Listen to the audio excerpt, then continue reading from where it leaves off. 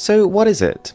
Well, unlike a typical single router, mesh Wi-Fi uses, in this case 3, Wi-Fi nodes, and these create better coverage and a more stable connection, and they eliminate what is sometimes known as dead spots. And what this means is that in larger houses especially, you can reach a lot of the harder to reach areas, such as corner rooms and even your garden. Now what some people with traditional routers tend to do to boost their signal is get a Wi-Fi repeater. But the problem with this is that Wi-Fi repeaters in themselves, they sometimes limit the connection of your speed.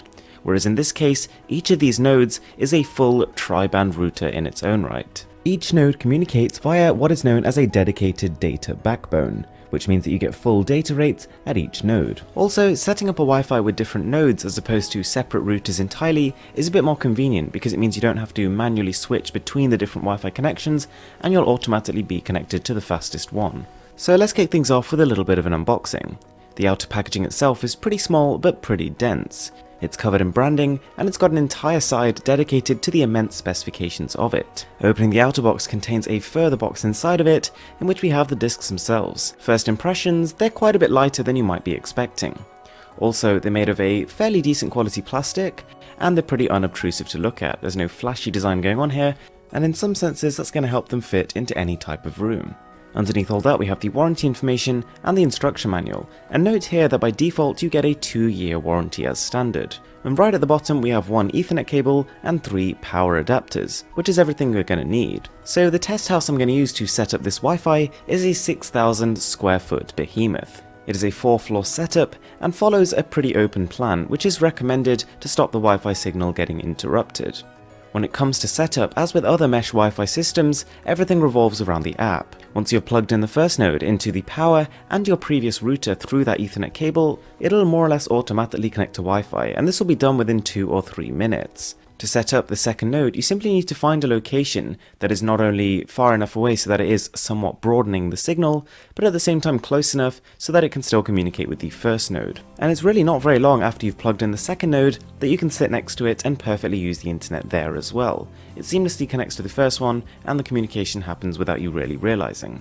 The same goes for your third node. Try and find a location that with your previous single router, you were kind of struggling to reach a little bit, and then with this node in that location, all of a sudden you will have full 5 bars of signal. Now something I do think worth bearing in mind, and something the company is trying to focus on here, is that these hubs are not completely unobtrusive in a modern contemporary home. With their gentle multicolored pulsing LEDs and their soft matte white finish, they really won't look out of place even in the fanciest of rooms.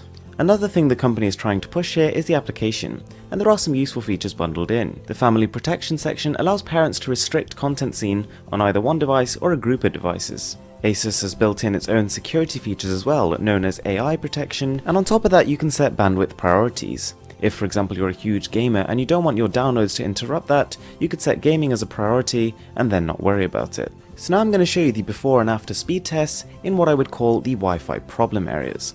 Starting off with one of the bathrooms, in our previous single router setup we were getting 9 down and 13 up. Moving over to the Lyra, this improved by about 30%. Whilst the upload speed stayed identical, the download did move from 9 to 13 megabytes per second. In a slightly more extreme case scenario, we were getting a cripplingly low speed in the garden previously, but all of a sudden with the Lyra on, this was actually coming out to more or less the same as what we had in the bathroom. Now this right here is a huge improvement, and to be honest kind of sums up the whole point of the product. There's a similar story when it comes to the entrance or the front porch here. It was not working at all previously, and now we're getting a good 15 megabytes per second down. So what is the conclusion here? Well, to be honest, if you're using your laptop and phone next to your router, there's really no problem, and to be honest you wouldn't face much benefit by moving to something like this.